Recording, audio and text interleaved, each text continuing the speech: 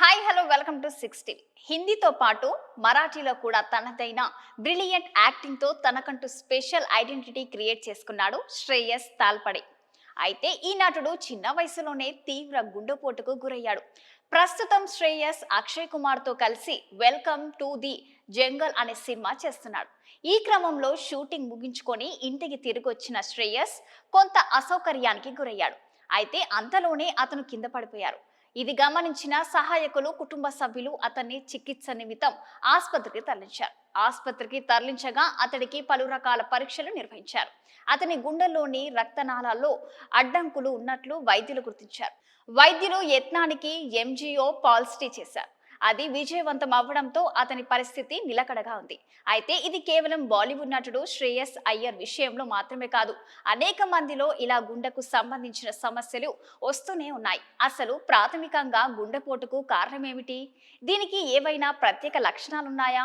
ఒకసారి heart attack వచ్చాక ఏమి చేయాలనే దానిపై అనేక ప్రశ్నలు మనసులో మొదలవుతున్నాయి. అటాక్ కి ముందు మన శరీరం ఎలాంటి సంకేతాలు ఇస్తుంది అనే విషయాలు మీకు తెలుసా? అయితే వాటిని ఒక్కసారి తెలుసుకుందాం. గుండెపోటు వచ్చే సమయంలో ఎటువంటి లక్షణాలు ఉంటాయంటే, రక్తనాళాల్లో ఏవైనా అడ్డంకులు ఏర్పడితే గుండెపోటు వచ్చే ప్రమాదం ఎక్కువగా ఉంటుంది. గుండెకు రక్త సరఫరా కావాల్సిన మేర జరగని పక్షంలో గుండెపోటు వస్తుంది. గుండెకు రక్తాన్ని సరఫరా చేసే రక్తనాళాల్లో కొలెస్ట్రాల్ వంటి పదార్థాలు అడ్డుపడితే అవి మూసుకుపోతాయి. అలాంటి సమయంలో శ్వాస తీసుకోవడం కష్టమవుతుంది. హార్ట్ అటాక్ కి ముందు ఛాతీలో బిగుతు అనుభూతి, తీవ్రమైన నొప్పి కలుగుతుంది.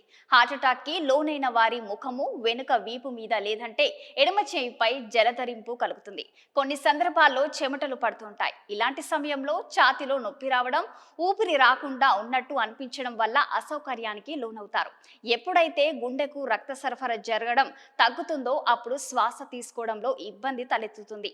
ఈ హార్ట్ అటాక్ అనేది హై బ్లడ్ ప్రెషర్, డయాబెటీస్ ఉన్న వారికి వచ్చే ప్రమాదం ఎక్కువగా ఉన్నట్టు అధ్యయనాల ద్వారా తెలుస్తుంది. ఇక హార్ట్ అటాక్ కి గురైన వారికి ఈసీజీ తీస్తారు. ఈసీజీ అంటే ఎలక్ట్రోకార్డియోగ్రామ్. ఈసీజీ పరీక్ష గుండె విద్యుత్ కార్యకలాపాలను నమోదు చేస్తుంది. అది హార్ట్ పనితనాన్ని గ్రాఫ్ రూపంలో చూపిస్తుంది. కాబట్టి ఈసీజీ తీయడం వల్ల హృదయ స్పందన యొక్క క్రమరహిత రేటు నమోదు చేయడానికి వీలవుతుంది. గుండె జబ్బుకు గురైన వారికి చేసే మరో పరీక్ష టీఎంటీ అనే ట్రెడిమల్ పరీక్ష. ఈ పరీక్ష చేయడం వల్ల గుండె ధమనులు, సీరలు, రక్తనాళాలు పనితీరును పర్యవేక్షించే వీలు ఉంటుంది. ట్రెడిమల్ పై నడుస్తున్నప్పుడు హార్ట్ బీట్ యొక్క రేటును పరీక్షిస్తారు. ఆ పరీక్షల వల్ల గుండె ఆరోగ్యవంతంగా పనిచేస్తుందా లేదా అన్న విషయం తేటతెల్లం అవుతుంది. మరో పరీక్ష 2D-కో.